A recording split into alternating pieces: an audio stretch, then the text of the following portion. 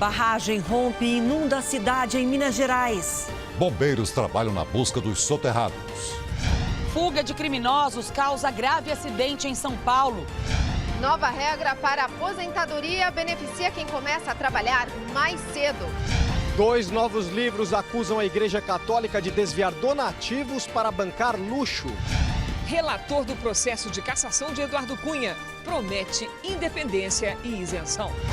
E na reportagem especial, bombeiros resgatam repórter em cachoeira de quase 100 metros. A coisa começa a apertar. Boa noite. O Jornal da Record começa com as informações sobre o rompimento da barragem de uma mineradora em Minas Gerais. Um rio de lama escorreu e cobriu o distrito de Bento Rodrigues, que fica no município de Mariana. De acordo com a Polícia Militar, mais de 80 pessoas foram arrastadas e 16 estão desaparecidas. A Defesa Civil diz que outras pessoas podem estar soterradas ou ilhadas nas áreas atingidas. Vamos ver as imagens do local agora. Olha só, esse rio de lama, uma forte correnteza desceu por um vale que liga a barragem onde houve o rompimento da estrutura até o subdistrito de Bento Rodrigues. E um subdistrito vizinho também foi atingido. A área é muito grande, a extensão é de aproximadamente 10 campos de futebol. Na imagem de helicóptero a gente vê bem como a área é grande. E o que aconteceu após o rompimento dessa barragem? Olha só, terra arrasada, a lama desceu numa forte correnteza, arrasando tudo que estava logo abaixo, que é esse subdistrito. As casas ficaram cobertas de lama, carros foram arrastados, caminhões foram arrastados e praticamente todas as casas desse distrito, olha, só restaram algumas que ficaram acima do nível do lamaçal. Quase todas as casas ficaram cobertas pela lama e os carros ali que foram revirados, Celso, chegaram ao telhado ali das construções.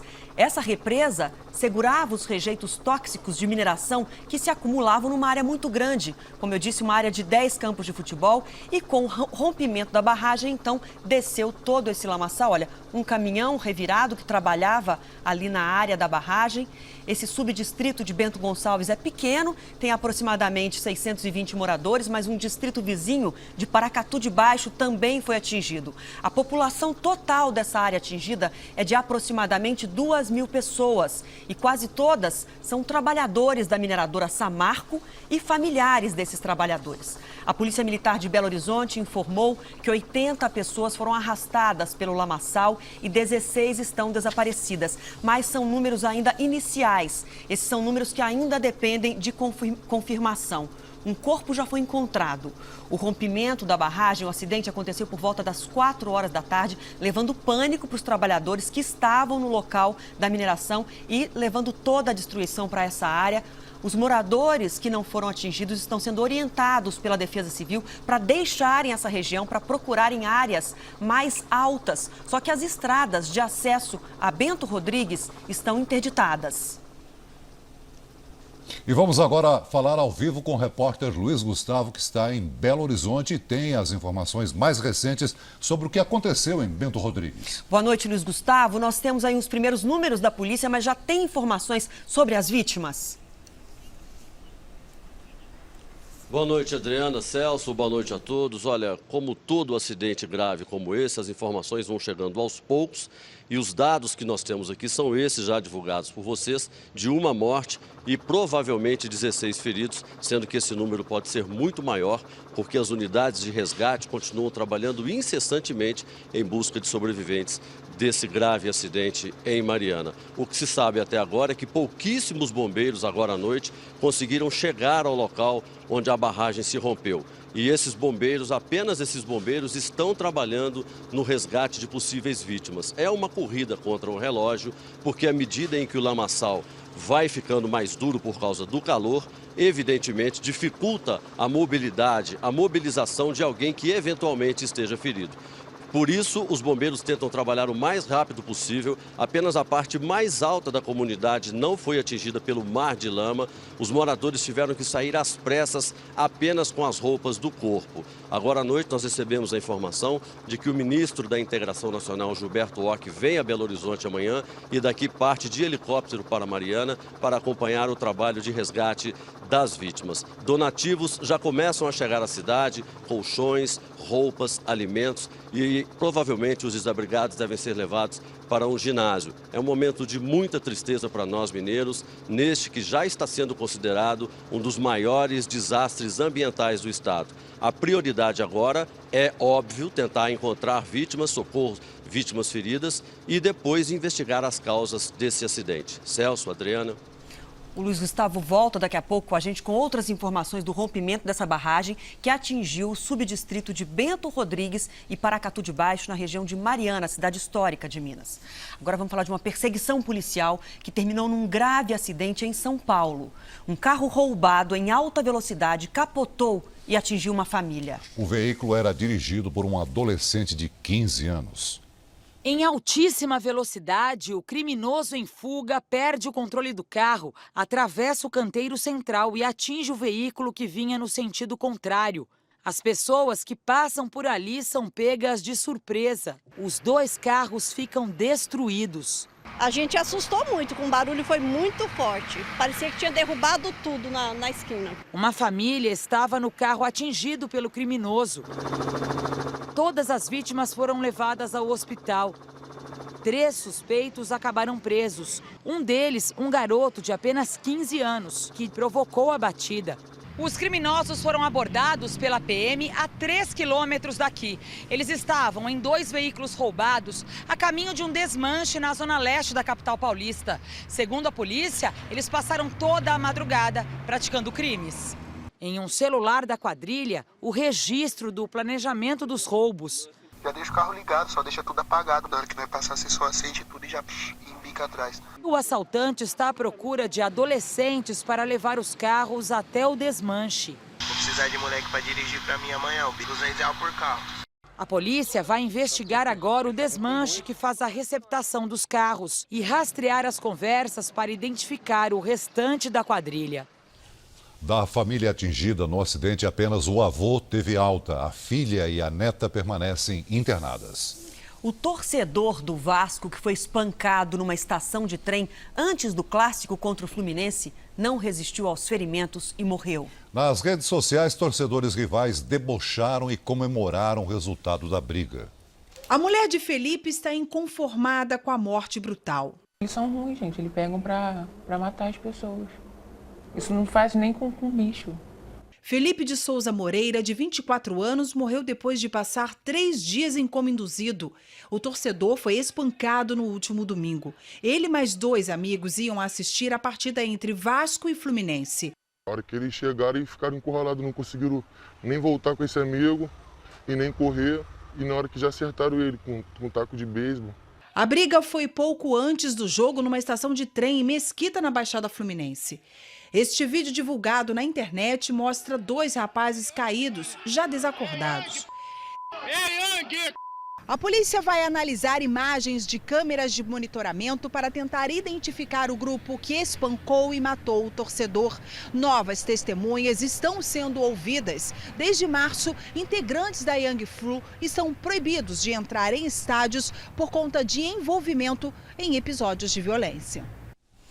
A inflação não recua, já bateu os 10% em 12 meses. A notícia é ruim para todo mundo, mas pesa ainda mais no bolso de quem ganha menos.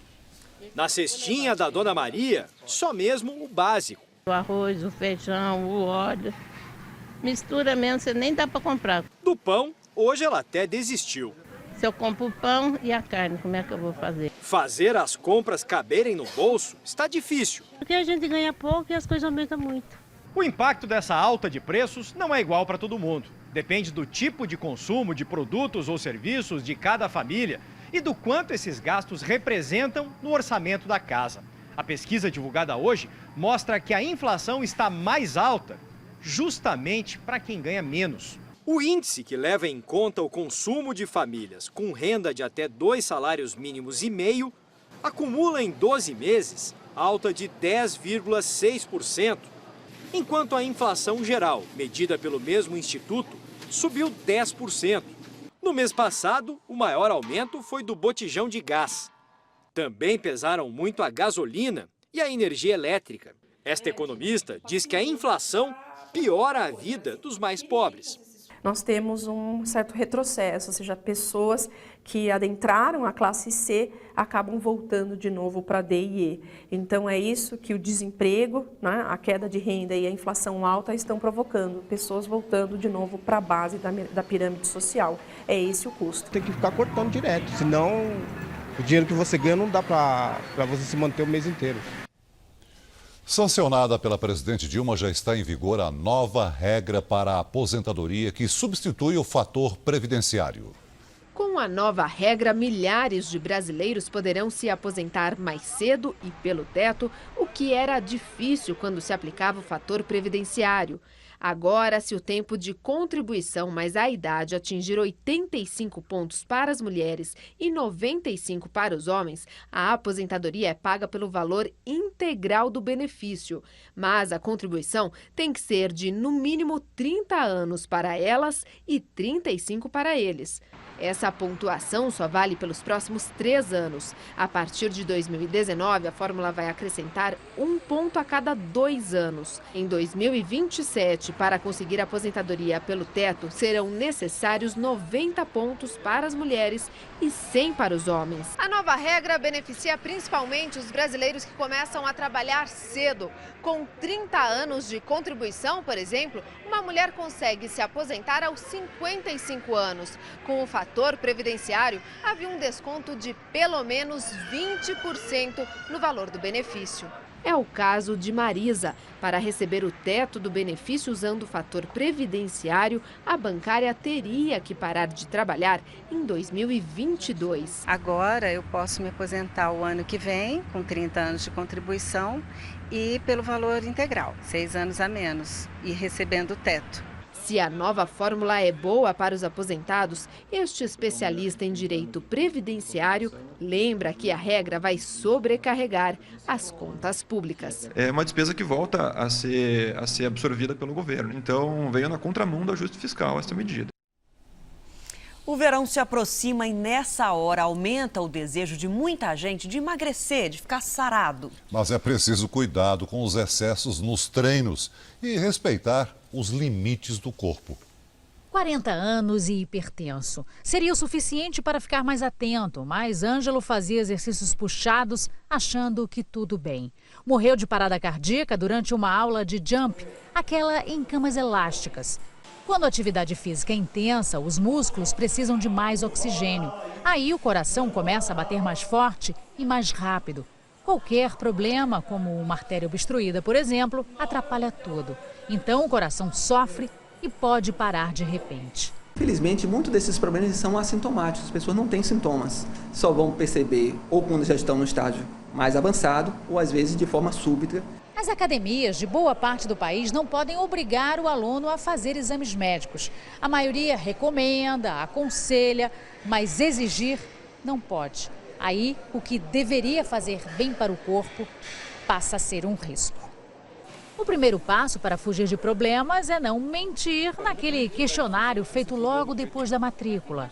Olha, você fuma, tem diabetes, tem algum problema de pressão arterial? Atividade física é uma coisa para a vida toda, não vai ser um verão apenas. Consciente, Jorge não exagera. Eu faço meus exames e me cuido direitinho.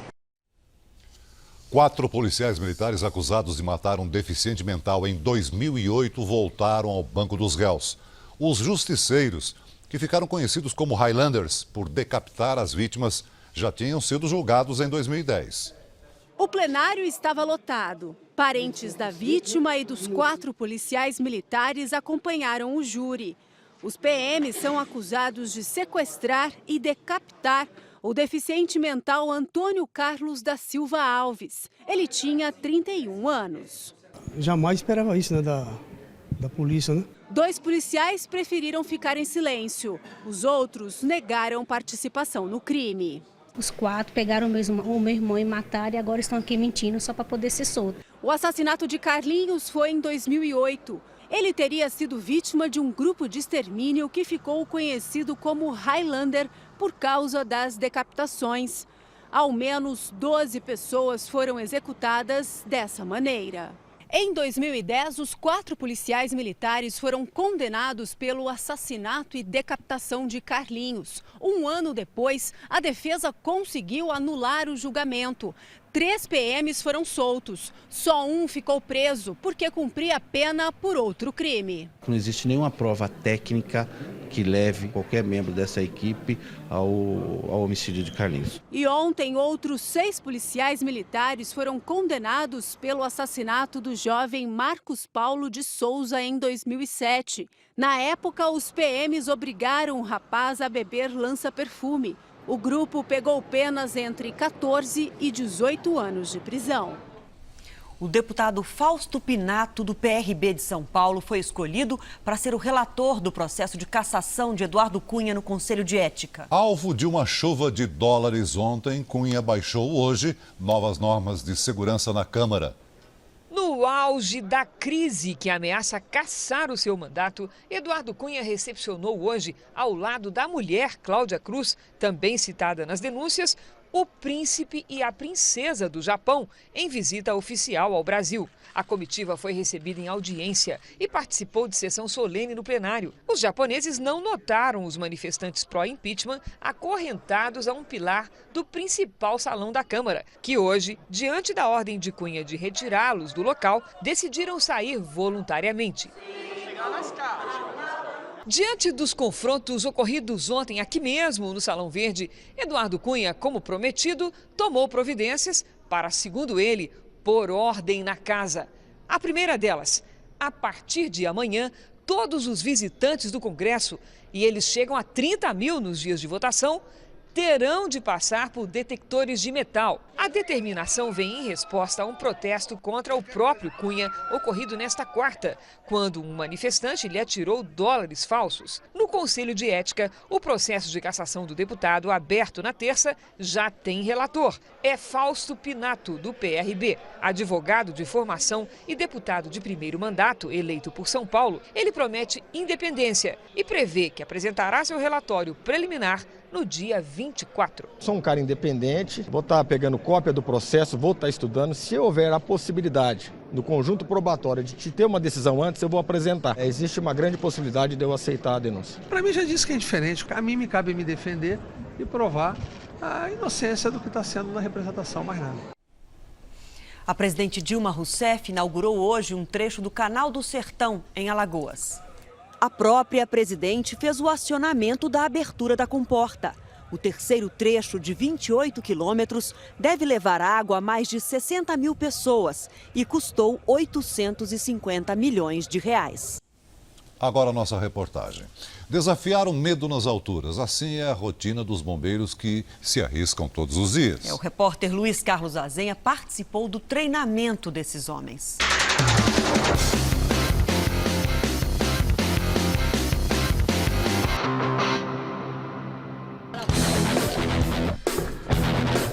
Uma travessia diferente sobre a Avenida Paulista. É a aula final do curso de salvamento em altura.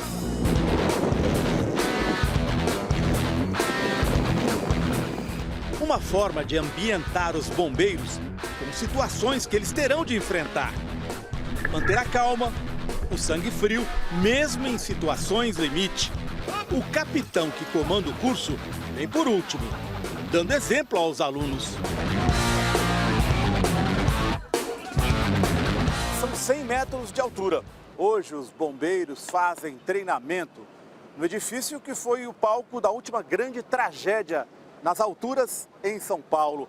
Um incêndio que aconteceu aqui no início dos anos 80 matou 17 pessoas.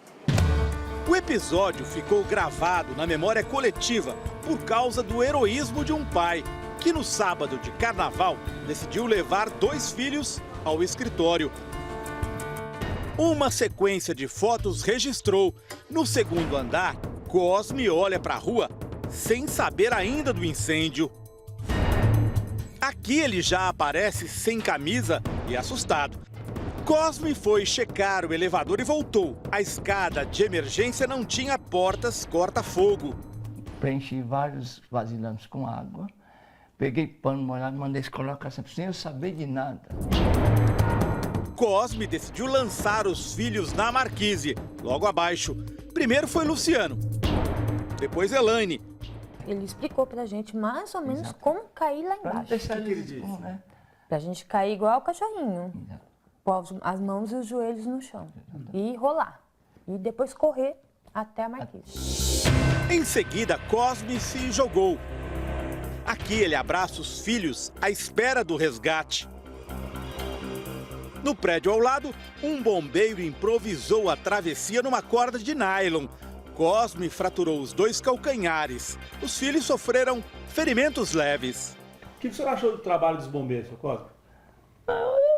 Para mim, eles foram segundos deuses.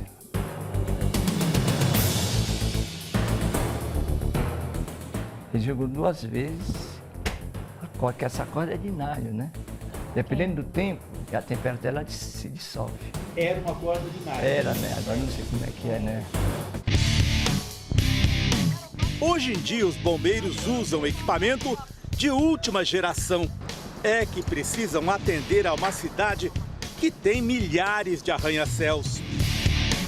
Nesta prova, pendurados entre 2 prédios, fazem a travessia sobre a corda, o que facilita o controle da situação.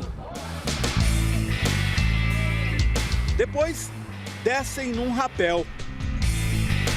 O teste inclui a chamada subida do leão, que exige grande força física, mas também é necessário dominar a técnica. E a tenente Rafaela se sai muito bem. Aqui, incentivados pelos colegas, os alunos aprendem como é importante persistir. A ênfase do treinamento na Escola Superior dos Bombeiros é no resgate nas alturas. Eles se preparam para enfrentar o perigo em qualquer situação. Por exemplo, nesta rodovia que tem 44 viadutos. E se um automóvel despencar lá embaixo, os bombeiros têm que estar preparados para o resgate. Aqui eles descem mais de 70 metros. O repórter cinematográfico Edgar Luqueta vai junto para filmar a subida da vítima. De repente o tempo fechou aqui na Imigrantes. Tudo tomado pelo nevoeiro. Mas, para os bombeiros, o exercício continua, porque essas são as situações que eles terão de enfrentar no dia a dia. A maca começa a ser içada, mas no final do resgate enfrenta um obstáculo. Tensão entre instrutores e alunos. Finalmente, o capitão que fez o papel de vítima é resgatado. É bom ter uma aula nessas condições de tempo? É bom porque já simula uma ocorrência real, né? O bombeiro tem que estar atuando em condições adversas, então a gente está se preparando muito bem. Estas são imagens de uma ocorrência real, num teleférico. A tempestade pegou a todos de surpresa. Pai, mãe e filha estavam cada um em sua cadeirinha. Nós ficamos do início até o fim, 3 horas e meia ali suspensos. Granizo? Granizo, raio, trovão, vento. As cadeiras pareciam pêndulo. Balançava muito, Beatriz? Balançava. Eu pensei que na hora assim eu ia cair. O capitão Rezende atendeu a ocorrência. O que o senhor dizia para eles ali? Então ali nós procuramos passar uma sensação de conforto para a vítima. Então eu preciso do apoio deles naquele momento. Então se porventura ele ficasse desesperado, me agarrasse, balançasse a cadeira, a gente podia ter algum tipo de acidente. Então o meu papel ali é de tranquilizar as pessoas. Nas cachoeiras, o risco é de uma tromba d'água causada pela chuva na cabeceira do rio. Mesmo para instrutores experientes, é preciso controlar o medo da altura. O controle do medo é o que diferencia, né? O profissional de resgate, o profissional de bombeiro. Como parte do exercício, eu fico à vontade para sentir medo. O tenente tenta me tranquilizar. A gente trabalha com superdimensionamento do material. Entendi. Com uma margem de erro, de segurança bem elevada. Bem alta. Para não poder dar margem ao azar. Entendi. Mas a gente vai subir e, no caminho, enfrentar obstáculos. O que o bombeiro fala para tranquilizar uma vítima? Porque eu imagino que a pessoa fica com medo aqui, né, Rafaela?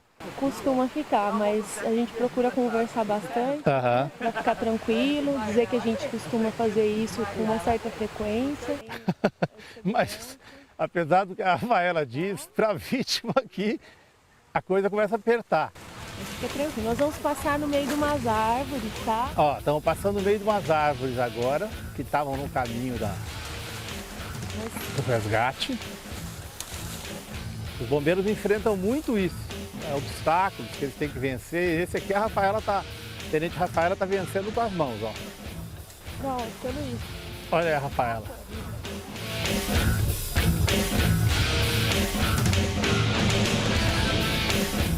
Ó, eu vou mostrar para vocês, mas eu não conseguiria olhar para baixo agora não, ó. Vou mostrar para vocês. No final do resgate, mais uma barreira.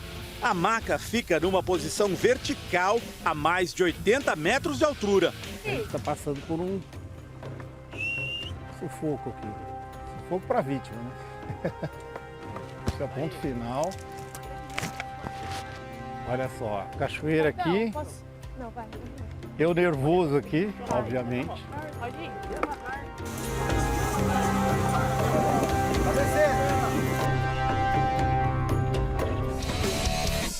Ah, como é bom estar em terra firme. A turma Nota 10 faz um ritual que é a marca da missão cumprida. Uma foto com a vítima, que a eles deve a vida. 2 livros lançados hoje na Itália revelam que integrantes da Igreja Católica usam dinheiro da caridade para ostentar.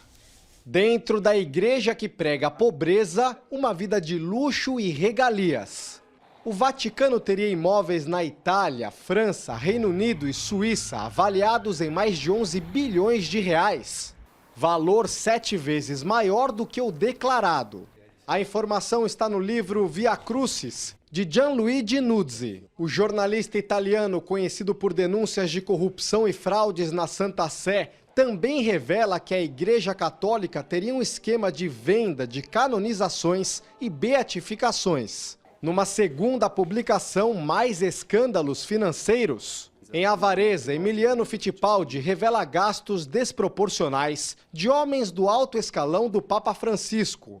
O cardeal George Pell, responsável pela Secretaria Econômica da Igreja, tem uma despesa mensal de 70 mil euros. São viagens na primeira classe, roupas sob medida e imóveis. Os livros ainda mostram que o Banco do Vaticano mantém contas abertas em nome de papas já falecidos. As informações foram obtidas em documentos confidenciais do Vaticano e revelam que muitos integrantes da Igreja Católica estão apegados a uma vida luxuosa. Como consequência, 80% de todas as doações que deveriam ser destinadas aos pobres, na verdade, são usadas para pagar as contas da Cúria.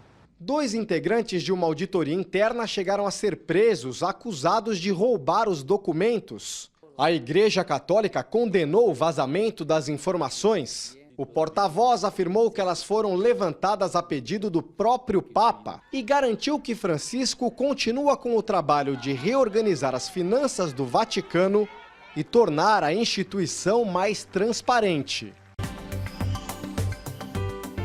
A chuva perde força no sul e no interior do país nesta sexta-feira. Amanhã, uma frente fria e ventos úmidos do mar provocam pancadas de chuva entre o Nordeste gaúcho e parte do Sudeste. Ainda há risco de temporais entre Rondônia, Acre e Amazonas. No Centro-Oeste, a chuva será isolada. O sol predomina do Amapá ao norte do Espírito Santo e entre o interior gaúcho e Mato Grosso do Sul. A temperatura diminui no sul e a mínima chega a Gaúcha e também na fronteira com o Uruguai. Nas outras regiões, tempo abafado. A máxima é de 33 graus em São Luís e de 35 em Goiânia. Em Manaus, chove forte e faz calor. A máxima é de 32 graus. Em Curitiba, faz 20. Em Natal, 32. Em Belo Horizonte, pancadas de chuva e máxima de 35. Um passeio a bordo de um carro sem motorista e uma reportagem especial sobre os truques do tráfico de drogas. São os destaques do próximo Domingo Espetacular. Olá, tudo bem? Exclusivo. Flagrante de uma caçada na principal rota do tráfico internacional. Veja como a polícia tenta descobrir os truques mais ousados e mais criativos dos traficantes. As drogas cruzam fronteiras em aviões, submarinos, pequenos objetos. E até nas malas de pessoas que nem imaginam o que levam. Mitos e verdades da alimentação. Será que salada realmente emagrece? Come bastante salada, depois você come menos, né? Entenda por que pequenos detalhes podem transformar esse prato numa bomba calórica. E as dicas para montar uma salada saborosa e sem contraindicações. A aventura num cenário pouco conhecido do Brasil. Parece Pantanal. Mas estamos no Nordeste. Que lugar é esse? Imagine rodar em um carro sem motorista. Parece ficção científica, mas esses carros já estão nas ruas. Acompanhe a incrível experiência do repórter que esteve a bordo de um deles por 30 quilômetros. No hands, no feet. Na estrada e na cidade. Você não pode perder, é domingo. Depois da Hora do Faro. Até lá! Veja a seguir, a Inglaterra também acredita que bomba derrubou o avião no Egito. E ainda nesta edição, novas informações do rompimento da barragem de uma mineradora que devastou uma comunidade em Minas Gerais.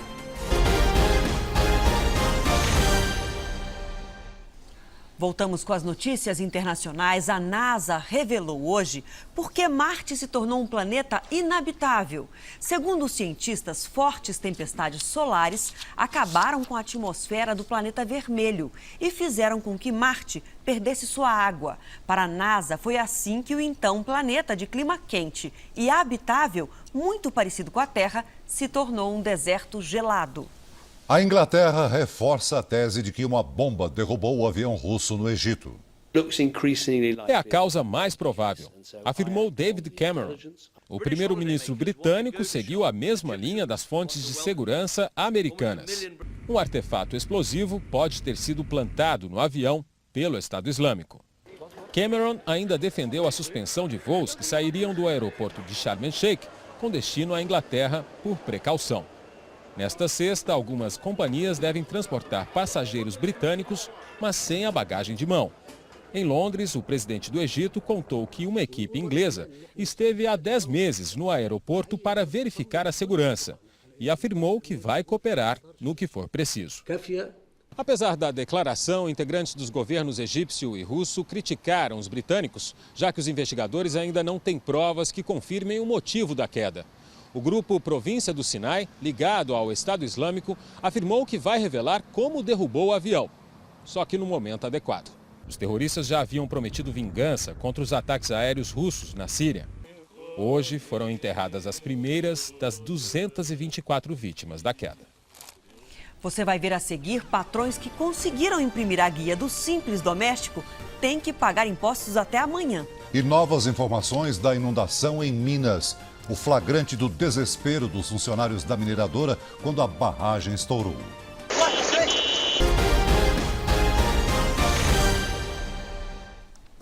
Um dia depois de adiar o prazo do pagamento do Simples Doméstico para 30 de novembro, a Receita Federal avisa quem conseguiu imprimir a guia terá que fazer o pagamento até amanhã. Bom, de 820 mil guias de arrecadação já foram emitidas com o novo prazo. A Receita Federal pediu ao Serpro, a empresa responsável pelo portal, explicações sobre o mau funcionamento do sistema. O Serpro enviou um relatório sigiloso à Receita e informou que as análises continuam. Mas atenção, é importante lembrar que quem já havia conseguido imprimir a guia vai ter que pagar o boleto até amanhã. O novo prazo, que termina no dia 30, só vale para para quem imprimir o documento depois de sexta-feira. Caso o contribuinte queira aproveitar este novo prazo, vai ter que entrar novamente no portal e-social e gerar uma nova guia. É o caso do Augusto. Ele tentou pagar o boleto no terminal de autoatendimento, mas descobriu aqui nessa agência que o boleto só pode ser pago diretamente no caixa. Segundo a Receita Federal, cabe a cada banco decidir como vai receber o pagamento do tributo. Eu tento sempre me adiantar, né? Nunca pagar juros, sempre pagar as coisas certinhos. E agora fiquei no impasse, né? Aonde que eu posso pagar realmente?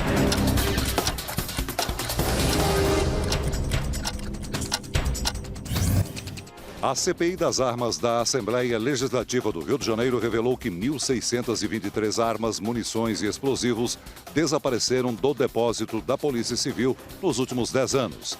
A comissão investiga se o arsenal foi parar nas mãos de traficantes e milicianos. Em São Paulo, a Assembleia Legislativa aprovou um projeto de lei que proíbe os chamados pancadões. Segundo a proposta, quem deixar o carro com som alto poderá receber multa de R$1.000, que dobra a cada reincidência, e terá o carro apreendido. O texto ainda precisa da aprovação do governador. Temporais provocaram novas inundações em Santa Catarina. Em Itajaí, a Defesa Civil identificou 1.300 casas em situação de risco. A Prefeitura de Blumenau decretou situação de emergência. Com a previsão de mais chuva para os próximos dias, a Defesa Civil emitiu alerta para o risco de desmoronamentos. E nós voltamos a falar agora sobre o rompimento da barragem de uma mineradora que transformou num mar de lama parte do município de Mariana, em Minas Gerais. Adriana, até agora oficialmente foi confirmada uma morte, mas a Polícia Militar informa que dezenas de pessoas podem ter sido soterradas ou estarem ilhadas nas áreas que não foram cobertas pela lama. No meio da lama, a imagem da desolação. Uma moradora parece pedir socorro sozinha, cercada pelo mar de destruição. Carros, casas, escolas, prédios públicos, tudo foi arrasado. O acidente foi por volta das 4 da tarde. Depois do rompimento, a lama desceu cobrindo as casas do distrito, onde vivem 2.000 pessoas. A barragem fica no distrito de Bento Rodrigues, a 25 quilômetros da cidade histórica de Mariana. No fim da tarde, moradores que subiram para um ponto mais alto pediam socorro. O governo de Minas está enviando 4 helicópteros, além de bombeiros, para a área atingida. O ministro da Casa Civil, Jacques Wagner, colocou forças federais à disposição do estado. Esse já está sendo considerado o maior desastre ambiental de Minas Gerais. Em termos de extensão não é o maior, mas eu acredito que em termos de vítimas propriamente dito, talvez esse seja o pior. Durante a noite, foi organizado um ponto de coleta de donativos. Moradores aparecem nas imagens separando as doações de roupas, que não param de chegar. E voltamos a falar com o repórter Luiz Gustavo, que está em Belo Horizonte. Luiz Gustavo, a preocupação maior agora é com as vítimas. Os casos mais graves seguem aí para BH? Exatamente, Adriana. Agora há pouco nós recebemos a informação de que 3 feridos chegaram de helicóptero ao Hospital João 23, o maior pronto-socorro de Minas Gerais. Entre os feridos, há uma mulher grávida. O hospital ainda não divulgou o estado de saúde desses pacientes. A apuração das informações sobre o acidente é muito difícil, porque a região está muito isolada. As equipes de reportagem têm dificuldades para chegar à área, que inclusive não pega celular por lá. É preciso muito cuidado na divulgação dos dados, mas algumas imagens são extremamente preocupantes, como a de um telhado que seria atribuída a uma escola municipal. O horário do acidente foi às 4 da tarde e existe a possibilidade, esse é o telhado que nós estamos vendo agora, esse telhado seria de uma escola municipal e existe a possibilidade de, no momento do acidente, às 4 da tarde, os alunos estarem na sala de aula. Repito, essa é uma informação ainda não confirmada, trata-se apenas de uma hipótese. Homens do Exército de São João del Rei, o batalhão mais próximo de Mariana, também vão ajudar no socorro às vítimas. O Ministério Público Estadual já começa, a partir de amanhã, a apurar as informações sobre as causas do acidente. Celso, Adriana. Muito obrigada, Luiz Gustavo. O Jornal da Record de hoje termina aqui. Outras informações sobre o acidente em Minas você terá amanhã de manhã no Fala Brasil. Fique agora com a Fazenda. A gente se vê amanhã. Até lá.